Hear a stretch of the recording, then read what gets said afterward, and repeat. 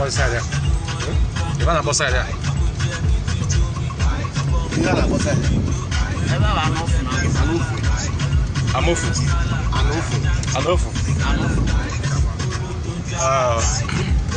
I know Lofun, Kedela Anambra State. Kedela Anambra State.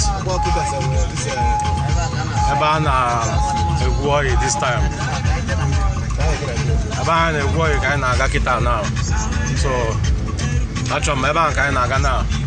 I would like to tell about now. Can go see on the car since yesterday. So that Landy really good in a intimidation with other things. So online kita Eban kind of now. I buy any Eban amazing mema and a real good.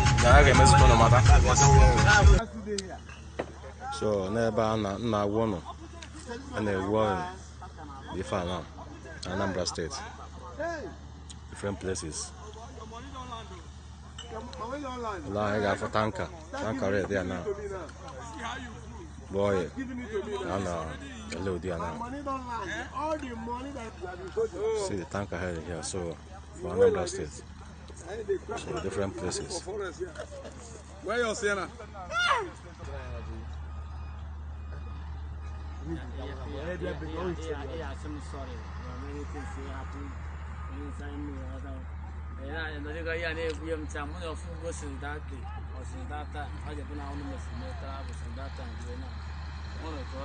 I lost my brother.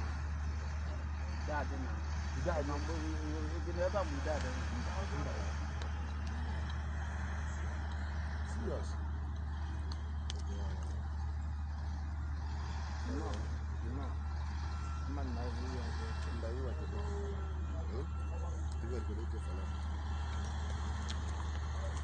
So, maybe it's not with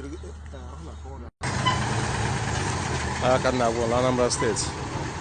I had discovered oil for many years. Malaketana Hala Hachi to Island. I am a gaffy and I know what's happening.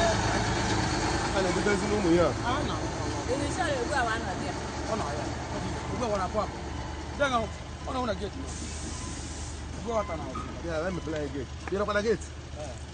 Play a gate. I got a view inside. You want to know what I want to go there, please? On the line, he only got for if I won the overall 4 months again. Never am your Anambra State. The Fakitana. Or can view on one of your fan, overall. Really land and I line I war now. As I can see.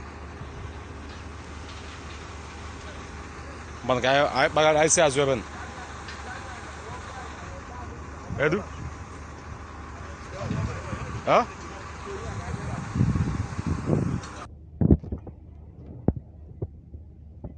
For people to see about Anambra State.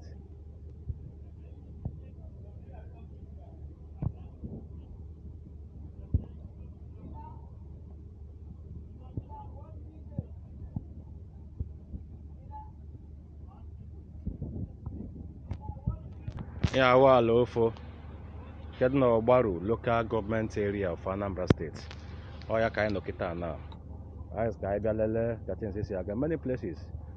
Can actually be there any moment now. How they made before Maloma Zebra, Banyo, their Habra wood thing, Habra wussy everything. Lay their pipe or go everywhere. So boys say, what's you? We are Banyo Makitana, and they settle with boys. So Ebaka Hano Kitana, let me 1 or 2 things. So now I got to go see to confirm. Eyewitness. No so coolly. 1 for Ipob. 1 family. Online on the gaffy and all yeah different.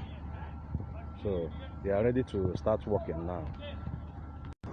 On the line on the gaffy Malandi and I have a happen on the by Mrezia. I was in the Agana for 1 naira. Malanda on the I was in the gallery a go. Run the right yes hello more the shisha more than what he see and I 1 naira.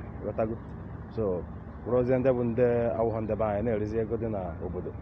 So you know, you got to go see it. No, Ogbaru, local government, Anambra State, call them.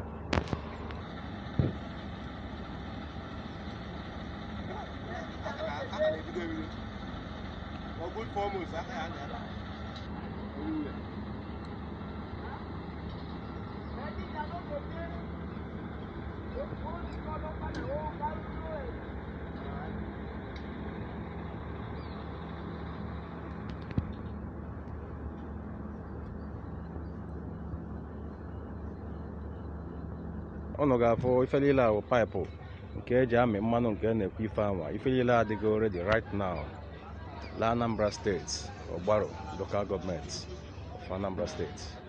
Nonso Okoli reporting. I'm still going you. Just be there for me. Thank you.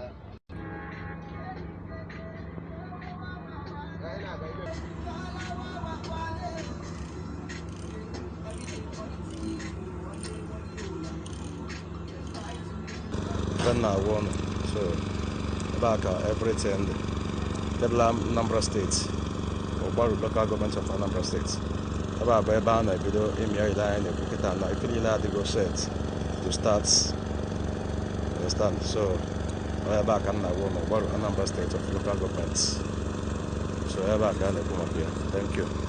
I am visit the workers and everything. Yeah, this gas station. I own a lot of things Labanya here, because of the saboteurs I own a buy. I was even a gaga.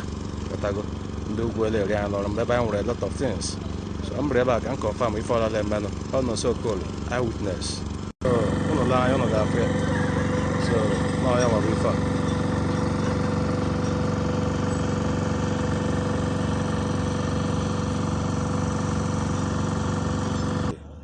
Pipe la elichago a lot of pipe things are and they if actually just completed the work. So online on the affair Anambra State na Anambra Boribu abata meba today we confirm Anambra Boribu eba Borifa no less than 3 hours or 2 hours plus etiti deserts Kedlo Ogbaru local governments of Anambra State. Our by no kita now whether without the report. Ipob one family Nonso Okoli reporting.